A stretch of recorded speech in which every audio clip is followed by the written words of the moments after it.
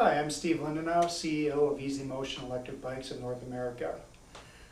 We looked at getting into the electric bike business about a year and a half ago as we saw the U.S. as an emerging market. And one of the things that we did before we got into this is saying, how can we come in and how can we be a little bit different? So with our product and design team, we looked at the market and we saw how we could offer something that's a little bit different, not an off-the-shelf product, work with good companies to design our own goods, and I'm really happy and pleased with what we came up with. We've worked with quality manufacturers to bring really a high quality product to the market at an excellent value. Our battery pack is designed with ourselves and Samsung, one of the leading battery manufacturers in the world. We're working with a high quality Japanese motor, and the harmonization between our motors and our battery packs really make our products stand out from some other products on the market. Our whole design parameter for our products is basically how can we make an electric bike look like a bicycle and not so much like a bicycle with a big motor and a big battery pack on it. And I think in our design and what we've achieved, I think we've done a pretty decent job of executing what we started off to do. We've been in business for 13 months. Our business has actually exceeded our sales plans. And we're really, really excited about the evolution of our company, about the electric bike market in the United States, and really what this whole means to the health and well-being of Americans moving forward. We just finished an exciting trade show at the Interbike in Las Vegas. And it was very interesting because we were at the trade show 2 years ago, or last year I should say, and we had a small booth there, and I would say our attendance there was mediocre at best. With interest level, people were curious, but not really excited about what we're doing. Well, fast forward 12 months, and it's a completely different picture. We participated this year in the outdoor demo. We had a fleet of our full suspension electric mountain bikes out in an area where it's really the sole purpose of shop employees and bike shop owners to come out and beat the tar out of product to see if they can really push it to the test and see how it works. Well, out of that 2-day event in the desert of over 100 degrees, I must say that our product withstood beautifully against the test. We didn't have one product break, nothing went wrong, and true response from the bike shop owners and the mechanics and the shop employees was, wow, this is a pretty amazing product. And so we were able to win over a lot of people and change the mind of many people who are really sold on just buying traditional bikes. It opened up a lot of eyes on that. As we got into the trade show itself, into indoors in Las Vegas, our booth went from a mediocre attendance last year to a booming attendance this year. We were able to sign up about 20 new dealers. The interest level from independent bicycle dealers was outstanding. And in the big picture, it was probably the best trade show I've attended in a sporting goods industry in over 25 years. We couldn't be happier with the results. The next few months is critical, and how we execute is just an overwhelming positive response, and we couldn't be more excited about our future. Good. Yeah, let me ask you a question. I noticed that you have folding bikes, city bikes, mountain bikes, and crossover bikes. Where do you think the real market growth is of all those? Sales trends are interesting because we are one of the few electric bike dealers that really cover a gamut of products. But if I look at our sales our first year, our commuting bikes have probably been the strongest, bikes that I define with fenders, lights, and racks. But where we're seeing exceptional growth is our off-road bikes and mountain bikes. I mean, we offer a full suspension electric bike, a hardtail, 26-inch hardtail, a 27.5 hardtail, and a 29-inch hardtail mountain bike. And we really cover that. And what we're finding, a couple of things going on with the mountain bike sector is people are going out and having a ton of fun. They're being able to climb hills that they would never climb before. And we're opening up this market segment for off-road electric mountain biking that to this date our competitors really haven't gone after. We've really created our own market niche for that, and it's been terrific. And what do you think about the overall growth for the U.S. in the next few years? I think the growth, I think it doubled from last year to this year. I think it's going to double again next year. And the key point in this product is if people try it, they get a big smile on their face and they really like it. So I don't know what's going to be 3 to 5 years from now, but I think the double growth rate for the next 2 or 3 years is definitely plausible, and I can really see it happening. And your company came over about 13 months ago with no dealers. That's correct. So now you've got dealers all over the U.S. What percentage of those dealers are independent bike dealers, and what are dedicated electric bike dealers? Our business model right now, it's about 90% electric bike dealers, 10% independent bike dealers. And as I mentioned earlier, since the trade show, we have more independent bike dealers kind of open their mind and open their eyes about what the potential of electric bikes can do. I think that percentage is going to shift moving forward, but as it stands right now, that's kind of the makeup of our business. Okay. So is with some of the higher end mountain bikes that you're coming out with, or you have now, is that an area that you think is going to sell more in independent bike dealers, or continue to sell through the electric bike stores? I think it's going to sell more through independent bike dealers because, again, some of the electric bike dealers, are buying full suspension bikes for people who still want to commute on something that's more comfortable. But the independent bike dealers see a full suspension mountain bike and know how to truly use it off-road and what capabilities it can have off-road. So I see it almost as a split sales channel for full suspension. You can either use it for commuting, or you can use it for strictly off-road use. Both ways work, and both customers are happy. I see that as a very good thing. In our store, we sell your products, and we've had a few people come in looking at the mountain bikes, wondering how you can sell it at that price point based on the components that you have. Is there a secret that you've got to keep the overall MSRP down? Well, it's not a big secret, but I'll tell you the reason behind why we're a great value proposition product. We're part of a 103-year-old bike company. We've been in business for 103 years. It's a family-owned business. It's been in the same family for 103 years, and it's never been out of business. So we've been making bikes a long time. So we have a credible amount of buying power when it comes to nice bicycle components. We're not just buying for the e-bikes, we're buying for regular bikes as well. So if you take our worldwide business and what a big customer we are to some of these bicycle component manufacturers, we're obviously able to buy some prices and some components at some more reasonable rates than some other smaller companies who just buy for a small fleet of electric bicycles. So yeah. It's a numbers game. Makes sense. What do you think there are going to be some of the shifts in technology in the next couple of years? Well, the analogy I like to say is look at your cell phone and see what your cell phone's done in the last 5 or 6 years. There's been a lot of changes. And one of the beauties of electric bikes is you have what the electric bikes that are out today versus how they're going to look 5 years from now. I think there's going to be big differences.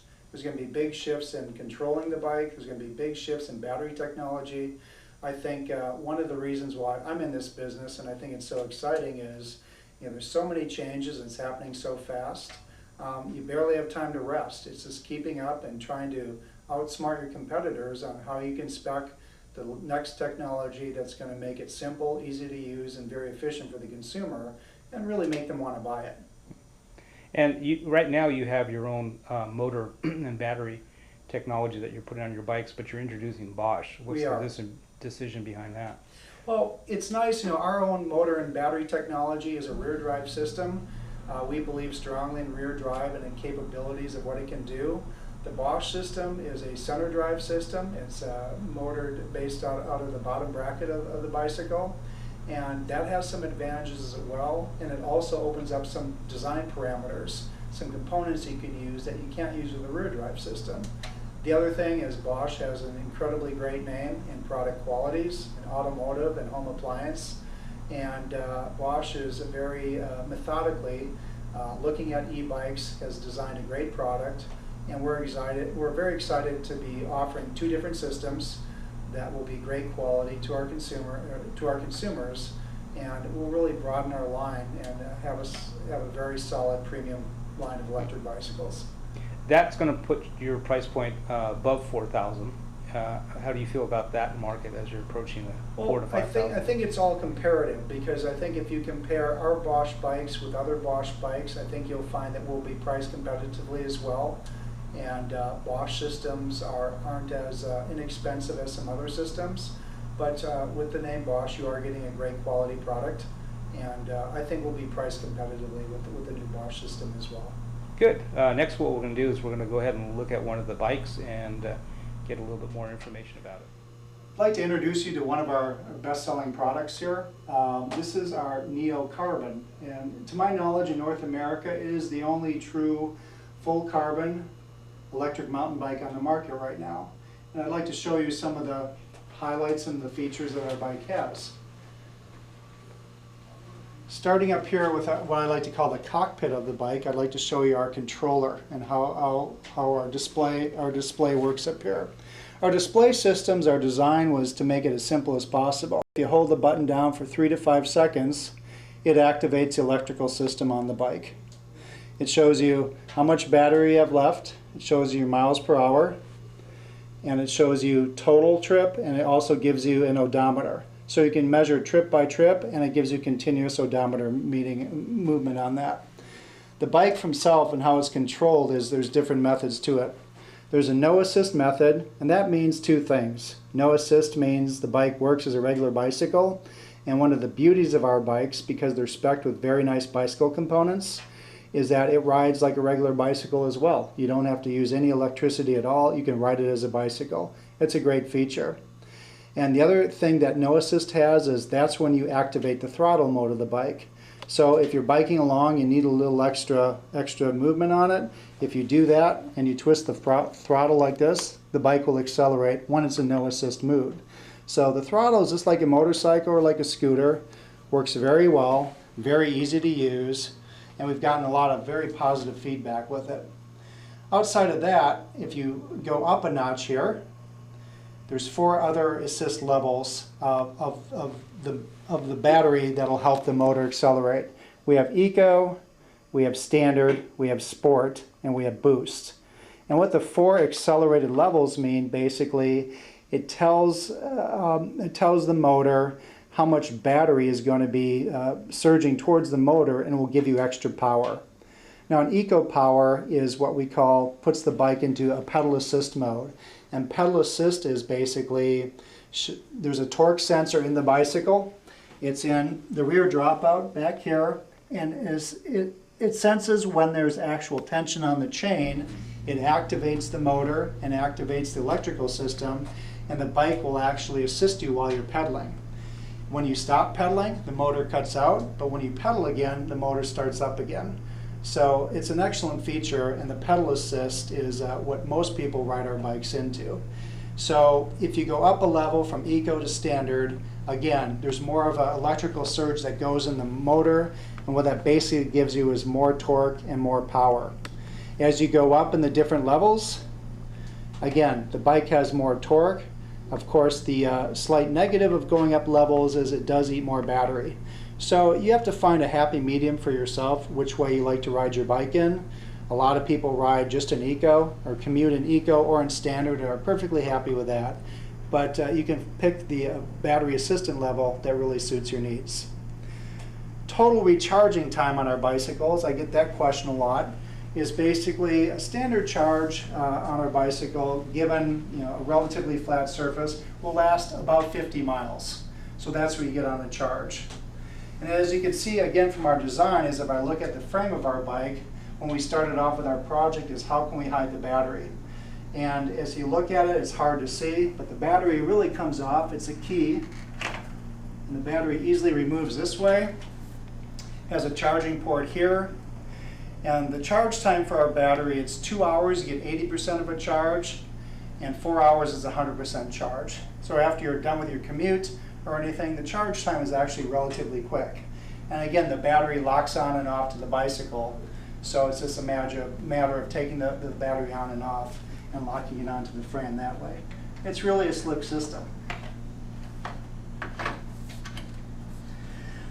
We go back here, we have the battery.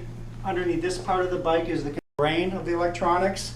Basically it takes the pulses from what you want to do on the display, sends it through the battery, and this tells the motor what to do. It's underneath here, it's hidden there. And our motor, I think, is pretty cleverly hidden in the rear hub. So it's an over-dimensional hub, but again, it's not too big. So by the naked eye and everything, you'd be looking at this, and a lot of people who look at this bike can't even tell it's an electric bike. Again, getting back to our overall design concept, we really wanted to hide the fact that it is an electrical bike. For some people who are not familiar with some things, again, we use top quality components. We use Shimano components.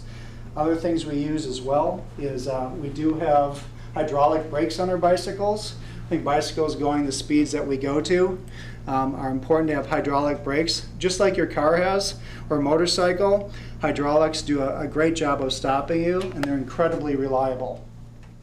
One of the frequently asked questions I get about electric bikes is, man, if something happens to the electrical side of it, how easy is it to service? It seems like it would be difficult.